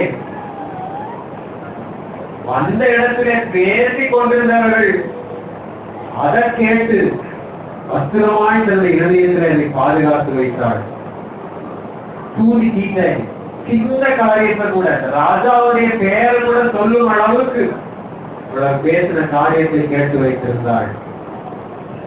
அத்தை போட்டு அவள் சொல்லுகிறாள், உங்கள் தேவனாகிய கர்த்தர் தான் உயர வானத்திலும் கீழே பூமியிலும் மேலானவர். நாம் அப்படியாய் ஆண்டவரை அறிந்திருக்கிறோம், தெரிந்து கொண்டிருக்கிறோம். ஆண்டவர் நம்மை தெரிந்து கொண்டார். கஷ்டப்பட்டு ஆண்டவர் நம்மை தெரிந்து கொண்டார், உண்மைதான். நாம் ஆண்டவரை அறிந்திருக்கிறோமா? ஆண்டவருடைய வார்த்தைகளுக்கு முக்கியத்துவம் கொடுக்கிறோமா? எத்தனையோ வருடங்கள் நாம் கிறிஸ்தவர்களாக இருக்கிறோம். எத்தனையோ வருடங்கள் இந்த வேதத்தை எடுத்து வாசிக்கிறோம். வேதம் சொல்றீங்க, நான் வாசிக்கிறதே இல்லை. ஆனால் இன்னும் நாம் கர்த்தரை அறிகிற விதமாய் நாம் அறியவில்லை. அதனால்தான் பரிகாரிகளை தேடி ஓடுகிறோம். ஆண்டவரை ஏற்றுக்கொள்வதற்கு முன்னாடி ஒருவேளை ஜோசியம் பார்த்திருக்கேன். எவ்வளவு பேர் ஜோசியம் பார்த்திருக்கீங்க? நானும் பார்த்திருக்கேன். பாதி பேர் பார்த்திருக்கேன். பிடி ஜோசியம் எனக்கு ரொம்ப பிடிக்கும். வெளியே வருஷத்துக்கு பார்க்கலாம். ஆமா. ஆண்டவரை ஏற்றுக்கொண்ட பின்பு தீர்க்கதரிசன தோத்தியமாக யாராவது இவருடைய தலையை விட்டு தீர்க்கதரிசனம் சொல்லிட மாட்டாங்களா? பிரதர் ஆண்டவர் என்ன சொல்றாருன்னு கொஞ்சம் கேட்டு சொல்லுங்க. அதுவும் தோத்தியம் தான். அல்லேலூயா. ஜோசியம் பார்க்கிற புத்தி நம்ம விட்டு இன்னைக்கும் போல யாராவது என்ன பத்தி சொல்லிட மாட்டாங்களா? நம்ம கையில ஆண்டவர் வேதத்தை கொடுத்திருக்கிறார். இதுல இருக்கிற ஒரு புள்ளியும் கமாவும் கூட ஒரு தீர்க்க தரிசனம் தான். இதுக்கு மேல ஒரு தீர்க்க தரிசனம் யாராலையும் சொல்ல முடியாது. அல்லேலூயா, அல்லேலூயா, அல்லேலூயா. இதை வாசித்தால் இந்த வேதம் நம்மோடு பேசும். இதிலிருந்து ஆண்டவர் நமக்கு வெளிப்படுவார். ராகா கர்த்தரை அறிந்திருந்தார். அறியக்கூடாத சூழ்நிலையில இருக்கிறவர்கள் கர்த்தரை அறிந்திருந்தாள். நமக்கு எல்லாம் இருந்தும் நமக்கு ஆண்டவரை பர்சனலாய் நமக்கு ஒரு கத்து இருக்கு, நமக்கு விருப்பம் இல்லை. நிறைய பேர் நினைக்கிறோம்.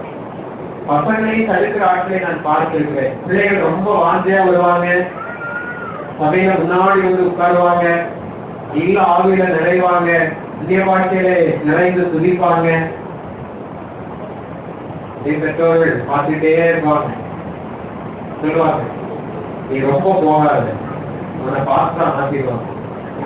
சொல்லுவோம் இங்கே ஆட்கள் இருக்காது, ரொம்ப ஆவிக்குள்ள போயிடாத ஊழியக்காரனா மாத்திடுவாங்க, உன்னை பார்த்தா மாத்திடுவாங்க. நமக்கு இவ்வளவு போதும், இங்கே நின்றுப்போம். யாராவது ஒரு நமக்கு தோசியம் சொன்னா போதும். ஆண்டவர் நம்மை அதற்கு அழைக்கவில்லை, ஆண்டவர் நம்மை அதற்கு அழைக்கவில்லை. கர்த்தரை அறிந்து கொண்டார், அறிகிற விதத்திலே கர்த்தரை அறிந்து கொண்டார். நாமும் அப்படி அறிந்து கொள்ள வேண்டும் என்று கர்த்தர் விரும்புகிறார். ஒரு ஆண்டவர் மீது விசுவாசம் வைத்தார். அவள் எந்த அற்புதத்தையும் அதற்கு முன்பு பார்த்ததில்லை. சிவந்த சமுத்திரம் பிளந்ததை ராகாம் கண்களாலே பார்த்ததில்லை. மேலிருந்து காடை நொப்பு நொப்பு விழுகுது, அதை அவள் பார்த்ததில்லை. மண்ணா விழுகுது, அதை அவள் பார்த்ததில்லை. எந்த அற்புதத்தையும் ராகா பார்க்கவில்லை. கேள்விதான் பட்டாள், இப்படியெல்லாம் ஆண்டவர் செய்வார். ஆனாலும் அந்த கர்த்தர் பேரில் அவள் விசுவாசம் வைத்தாள். அந்த விசுவாசம் கிரியையினால வெளிப்படுகிறது. 2 காரியங்களை அவள் செய்தாள். ஒன்று, நம்ம எல்லாருக்கும் தெரியும், யாரை மறைத்து வைத்தாள்? 3வது வசனத்தீங்க, எரிகோவின் ராஜா ராகாபண்டை கால் அனுப்பி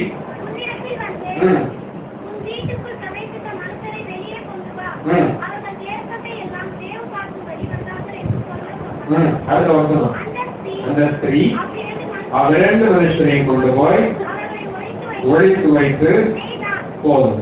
நமக்கு தெரியும், எரிகோவின் ராஜா ஆட அனுப்புகிறார் ராகாவுடைய வீட்டுக்கு. ராகாவே வீட்டுக்கு 2 பேர் வந்திருக்காங்க, அவங்களை வெளியில கொண்டுவாங்க. இவன் சொல்லுகிறார், வந்தாங்க, நான் போயிட்டாங்க. இவள் அவர்களை மறைத்து வைக்கிறார். இதை யோசித்து பார்க்க வேண்டும். ராகாவுடைய நிலையில இருக்கும். முழு தேசமும் பயந்து கொண்டு உட்கார்ந்து இருக்கிறது. இவள் ஒரே ஒரு ஸ்திரீ கர்த்தரை அழைத்து கொண்டு இருக்கிறாள். நன்றாய் புரிந்து கொள்ளுங்கள் அவள் இருக்கிற நிலைமையை. முழு தேசம் இவர் தனி ஆள், அணியான் இருக்கிறார். இவள் மட்டும் கர்த்தரை அறிகிற விதமாய் அறிந்து கொண்டிருக்கிறாள்.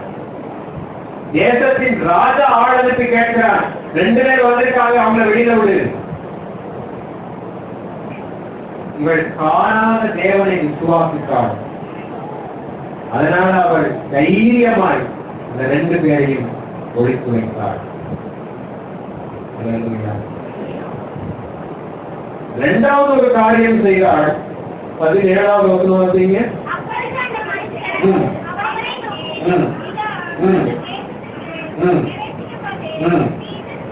இந்த இந்த சிவப்பு நூல் கயிற்றை எங்களை இறக்கிவிட்ட ஜன்னலிலே கட்டி போதும். இந்த வேவுக்காரரை பார்த்து அவள் சொல்லுகிறாள், நான் உங்களை மறைத்து வைத்தேன், கர்த்தர் நிச்சயமாய் இந்த தேசத்தை உங்களுக்கு தந்து விடுவார் என்று எனக்கு தெரியும். அதனால என்னையும் என்னுடைய குடும்பத்தையும் நீங்கள் காப்பாற்ற வேண்டும் என்று வேவுகாரர் சொன்னாங்க. இந்த சிவப்பு நூலை உடைய ஜன்னலிலே கட்டிவை, அதை பார்க்கும் போது நாங்கள் தேசத்தை பிடிக்க வரும்போது அந்த நூல் இருந்ததுன்னா உன்னுடைய வீடு காப்பாற்றப்படும். 22வது வருஷம்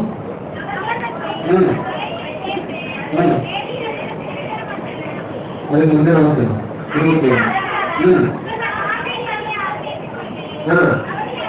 அவர்களை அனுப்பிவிட்டாள். அவர்கள் போய்விட்டார்கள். பின்பு அவள் அந்த சிவப்பு கயிற்றை ஜன்னலிலே கட்டி வைத்தாள். இப்பொழுது நீங்கள் நன்றாய் சிந்திக்க வேண்டும். வேவுகாரன் என்ன சொன்னாங்க? தேசத்தை நாங்கள் பிடிக்க வரும்போது இந்த கயிறு, இந்த நூல் ஜன்னல்ல தொங்கலுக்கு தொங்கிட்டு இருக்கணும். அதை பார்த்து நாம் குடும்பத்தை ரசிச்சிருவோம். ஒருவேளை நான் அந்த வீட்டுல தாராவுக்கு பதிலாக இருந்திருந்தா, என் வீடு எங்கதான் இருக்கு? இங்க இருக்கு. இங்க இருக்கு. சத்தம் வரல. மதில் மேலதான் என்னுடைய வீடு இருக்கு. அதனால யாராவது பிடிக்க வந்தாங்கன்னா நான் ஜன்னலுடைய எட்டி பார்த்தா தெரியுமா தெரியாதா? எனக்கு தெரியும். அதனால நான் சிவப்பு நூல் கயிறை பத்திரமாய் உள்ளே வைத்திருப்பேன். அப்பப்போ எட்டி பார்த்துக்குவேன், அவங்க வராங்களான்னு பார்த்துட்டு அப்புறமா போய் அவங்க வராங்கன்னு தெரிஞ்சதுன்னா சிவப்பு நூல் கயிறை கட்டி வச்சிருக்கேன். ஏன்? ஒருவேளை இந்த நூல் கட்டி இருந்தத தேசத்துல வேற யாராவது வீட்டுக்கு வரும்போது பார்த்துட்டாங்கன்னா உங்களுக்கு சந்தேகம் வருமா வராதா? வருமா வராதா? வரும். ஏன்னா ஏற்கனவே ராஜா வீட்டுக்கு ஆள் அனுப்பி இருக்கிறார். 2 பேர் அந்த வீட்டிற்கு வந்து போயிருக்கிறார்கள் என்று ராஜாவுக்கு தெரியும். அதனால நிச்சயமாய் திரும்ப திரும்ப திரும்ப ராஜாவுடைய வீட்டிற்கு அவன் ஆட்களை அனுப்பி இருக்க கூடும். அவனை கேள்வி கேட்டிருக்க கூடும். விசாரணை செய்திருக்க கூடும். ராஜா அதை குறித்தெல்லாம் கவலைப்படவில்லை. கர்த்தர் பேரில் விசுவாசம் வைத்தாள். அவங்க போன உடனே அவங்க அனுப்பி விட்டுட்டு உடனே என்ன பண்ணிட்டா? சிவப்பு நூல் கயிற்றை ஜன்னலை கட்டி கொண்டு விட்டாள். அந்த அர்ஜென்சி அவளுக்கு புரிந்தது.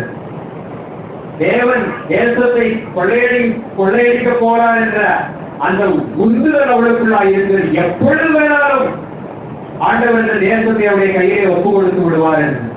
அதனால அவள் நேரம் காலம் பார்க்கவில்லை. யார் சந்தேகப்பட்டாலும் பரவாயில்லை, உடனே அந்த காரியத்தை செய்தாள். உடைய வீட்டுக்கு எவ்வளவு ஆபத்தா இருந்திருக்கு யோசித்து பாருங்க. 10 அடிச்சே உட்கார்ந்து. ஏன்னா தனி ஆள் தேசத்துல, முழு தேசமும் அவளுக்கு தெரிஞ்சதுன்னா என்ன அது யோசித்து பாருங்க. இவளை மட்டும் நடுவில் நிற்க வைத்து கொண்டு விடுவார்கள். முழு தேசமும் அவளுக்கு விரோதமாக இருக்கு. ஆனால் அவள் அதை பற்றி எல்லாம் கவலைப்படவில்லை. ஆண்டவரால் தெரிந்து கொள்ளப்பட்ட ராஜா காணாத தேவனை விசுவாசித்தாள். அந்த விசுவாசத்தை தன்னுடைய செயலிலே காண்பித்தாள். ராஜா ஆளுக்கு கேட்ட போது சொன்னாள், அவங்க நசித்து போயிட்டாங்க. சிவப்பு நூலை கட்ட வேண்டும் என்று சொன்ன போது தாமதிக்காமல் உடனே அதை கட்டி வைத்தாள்.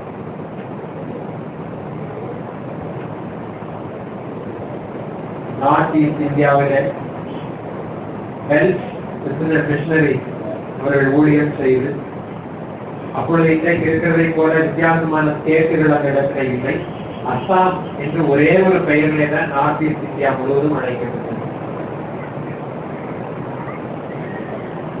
மலை ஜாதி மக்கள் இங்கே அதிகமாய் வாழ்வார்கள். ஒரு குடும்பம் ஆண்டவரை ஏற்றுக்கொண்டது. யார கவனை? ஒரு குடும்பம் ஆண்டவரை ஏற்றுக்கொண்டது. முழு கிராமமும் சோகத்திலே மூழ்கியது. ஐயோ, இந்த ஒரு குடும்பம் ஏதோ இயேசு கிறிஸ்து என்று யாரோ சொல்லுகிறார்கள், அவர்களை ஏற்றுக்கொண்டு விட்டார்கள். இதனாலே தெய்வ குத்தம் கிராமத்திலே வந்துவிடும், தேசத்திலே வந்துவிடும் என்று பயந்தார்கள். இந்த தலைவரிடத்திலே போய் சொன்னார்கள், இவர்கள் இயேசு கிறிஸ்து என்கிற ஒரு தெய்வத்தை ஏற்றுக்கொண்டு விட்டார்கள், நம்முடைய தெய்வத்தை இனி இவர்கள் வழிபட மாட்டார்களாம். இவருடைய விசுவாசத்தை கண்டு அநேகர் சொந்த சொந்தமாக இயேசு கிறிஸ்துவை பற்றி கேட்க ஆரம்பித்தார்கள். அந்த தலைவருக்கு இது பிடிக்கவில்லை. அவரை கூப்பிட்டார் குடும்பத்தோடு. ஊர் முழுவதும் அந்த இடத்துல கூடி நின்றது. அவர்கள் நடுவில் நிறுத்தப்பட்டார்கள். கணவன், மனைவி, 2 பிள்ளைகள். அவரை பார்த்து அந்த ஊர் தலைவர் கேட்டார், இயேசு கிறிஸ்து என்று சொல்லுகிற ஏதோ ஒரு அந்நிய தெய்வத்தை ஏற்றுக்கொண்டிருக்கிறாய், நீ அவரை மறுதலித்தால் உன்னை விட்டு விடுகிறேன்,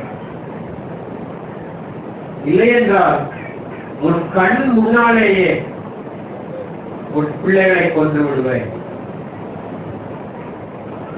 2 பேர் வில்ல அம்பை வைத்துக் கொண்டு நின்று கொண்டிருக்கிறார்கள் கொலை செய்வதற்கு. அவன் ஆண்டவரை மறுதலிக்கவில்லை. அவன் ஆவையிலே நிறைந்தார். தன்னையும் அறியாமல் அவனுக்குள்ள இருந்து ஒரு பாட்டு வந்தது. எல்லாம் தெரிந்த பாடல் தான். அவன் அந்த மொழியிலே பாடினான். I have decided to follow Jesus. I have decided to follow Jesus. I have decided to follow Jesus. No turning back, no turning back. தமிழ்ல பாட்டு தெரியுமா உங்களுக்கு? இயேசுவின் பின்னால் போகத் துணிந்தேன், இயேசுவின் பின்னால் போகத் துணிந்தேன், இயேசுவின் பின்னால் போகத் துணிந்தேன், பின்னோக்கே நான் பின்னோக்கே நான் பின்னோக்கே நான் பின்னோக்கே நான். பாடலை பாடின உடனே ஊர் தலைவனுடைய கோபம் தலைக்கு ஏறியது. உடனே நம்பை எடுத்து எய்தான். 2 பிள்ளைகளும் செத்து மடிந்தவருடைய காலுக்கு முன்பாக விழுந்தார்கள். மறுபடியும் கேட்டார், 2 பிள்ளைகள் மறித்து விட்டார்கள், இப்பொழுதாவது சொல், இயேசுவை மறுதலிக்கிறேன் என்று உன்னை விட்டு விடுகிறேன். மறுபடியும் பாடினான். No one joins me till I will follow. No one joins me till I will follow. No one joins me till I will follow. No turning back, no turning back, no turning back, no turning back. யாரும் என்னை சேராவிட்டாலும் பரவாயில்லை, நான் இன்னும் என் ஆண்டவரை பின்தொடர்கிறேன், நான் பின்னோக்க மாட்டேன். ஊர் தலைவன் பார்த்தான். அவனுடைய மனைவியையும் அவனுடைய கண்களுக்கு முன்பாக கொன்று கொண்டான். மறுபடியும் கேட்டான், உன்னுடைய பிள்ளைகள் மறித்து விட்டார்கள், உன்னுடைய மனைவி மறித்து விட்டான், இப்பொழுதாவது நீ இயேசுவை மறுதலித்து விடு, நான் உன்னை விட்டு விடுகிறேன், நீ போய் பிழைத்துக் கொள். அப்பொழுதும் அவன் அடுத்த சரணமானவர்களே வந்தது. The crowd before me, the world behind me, The cross before me, the world behind me. The cross before me, the world behind me. No turning back, no turning back. No turning back, no turning back. திருவழியின் முன்னே வாய்களை திறந்து பாருங்கள். திருவழியின்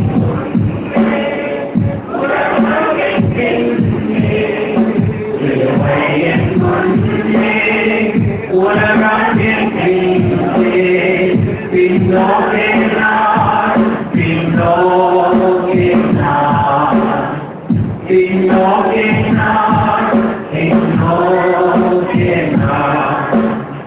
பாடி முடித்த உடனே அவன் கொல்லப்பட்டான். அதோடு கதை முடிந்துவிடவில்லை.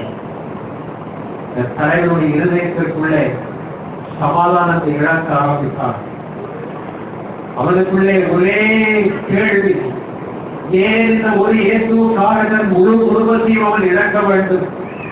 அவனுடைய பிள்ளைகளை நான் கொண்டு பார்த்தேன், அப்பொழுதும் அவன் மனிதரிக்கவில்லை. அவன் மனைவியை கண்களுக்கு முன்பாக கொண்டு போட்டேன், அப்பொழுதும் அவன் மனிதரிக்கவில்லை. உன்னையும் கொண்டு விடுவேன் என்று சொன்னேன், அப்பொழுதும் அவன் பாடல் பாடினானே தவிர இயேசுவை மனிதரிக்கவில்லை. ஏன் என்று அவனுக்குள்ளே ஒரு கேள்வி வந்தது. அவனையும் ஆண்டவர் தொட்டார், அவனும் மாற்றப்பட்டான். அவனால் முழு கிராமமும் ஆண்டவருக்குள்ளாய் வந்திருக்கிறார்.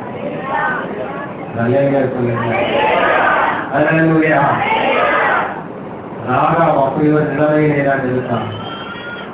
இது வெளியிலே தெரிந்ததென்றால் அவள் சாகடிக்கப்படுவாள், அவருடைய குடும்பம் சாகடிக்கப்படும். முழு தேசத்திற்கு முன்பாக அவமானத்தினமாய் அவள் நிற்க நேரிடும். ஆனால் தெரிந்து கொள்ளப்பட்ட ராகாப் அதை பற்றி கவலைப்படவில்லை. என் உயிர் போனாலும் சரி, இந்த கர்த்தர் தான் தெய்வம் என்று நான் அறிந்து கொண்டு விட்டேன். அதனால் நான் அவர் மீது விசுவாசம் வைத்து இந்த காரியங்களை செய்வேன். நம்மையும் அப்படித்தான் செய்ய வேண்டும் என்று ஆண்டவர் எதிர்பார்க்கும் இடத்திலே வந்திருக்கிறார். அல்லேலூயா, அல்லேலூயா, அல்லேலூயா. நேரம் ஓடிட்டு, அதனால சாமுவேலை குறித்து பேச முடியவில்லை. நாளைக்கு சுருக்கமாய் அதை குறித்து நான் பேசுவேன். 2 பேரை குறித்து நாளிலே பார்த்தோம். பினகாசை குறித்து பார்த்தோம், ராகாவை குறித்து பார்த்தோம். தெரிந்து கொள்ளப்பட்டவருடைய வாழ்க்கையிலே ஆண்டவர் மீது வைத்த விசுவாசம் அவளை எப்படி கிரியை செய்த வைத்தது என்று பார்த்தோம். பினகாசு ஒரு வாலிபனாய் இருந்தார். அவர் சபைக்கு முன்னே இல்லை, நடு சபையிலே எங்கேயோ தான் அமர்ந்து கொண்டிருந்தார். ஆனால் ஆண்டவருக்காக ஒரு பக்தி வழியாக கொண்டார். ராகாப் வேசியாகத்தான் இருந்தாள். முழு தேசமும் அவளுக்கு விரோதமாகத்தான் எழுப்பி இருக்கும். ஆனால் அதை பற்றி ராகாவுக்கு கவலை இல்லை.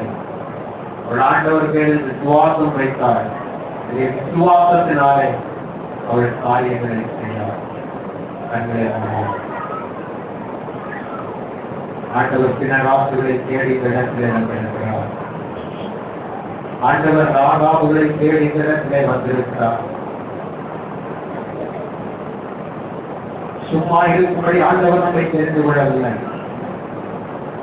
வேதத்தை தூக்கிக் கொண்டு வார வாரம் கூட்டத்திற்கு வருவதற்கு மாத்திரம் ஆண்டவர் நம்மை தெரிந்து கொள்ளவில்லை.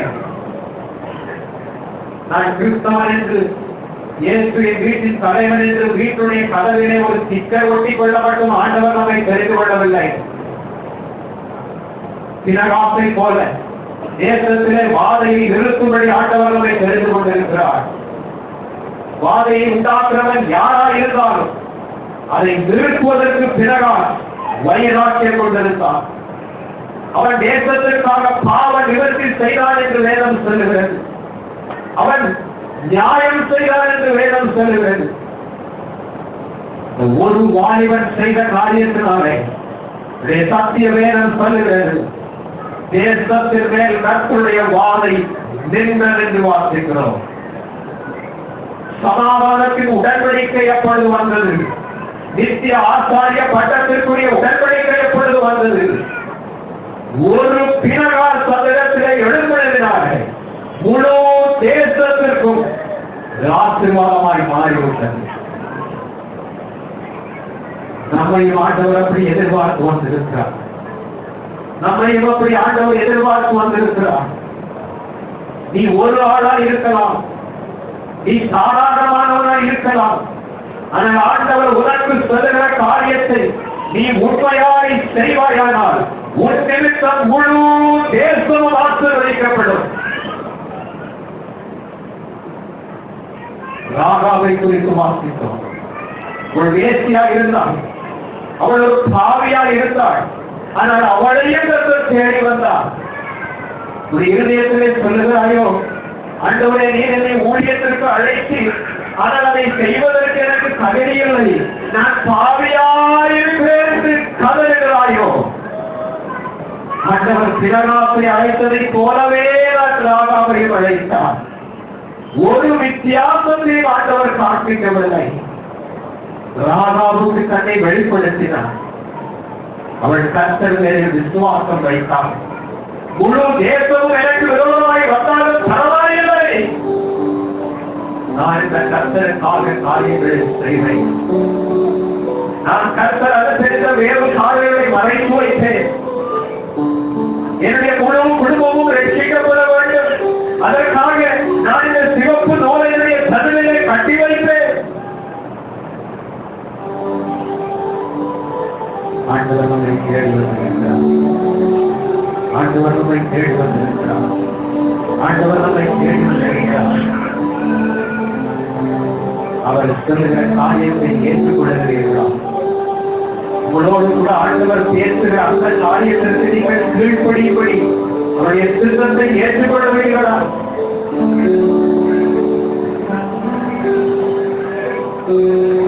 கைகளில் கால்களில் ஆணிகள் கடாவ கடும் முள்மூடி தீரத்தில் சூடிட கந்தையும் நிந்தையும் வேதனையும் சகித்தான் சொந்தமான ரத்தம் சிந்தினார்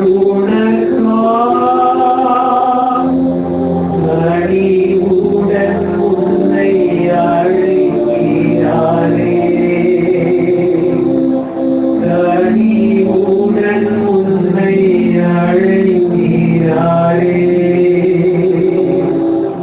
ஏழை மனுவை எழுந்த ஏகுராதன் உன்னை ஏற்கிறார்.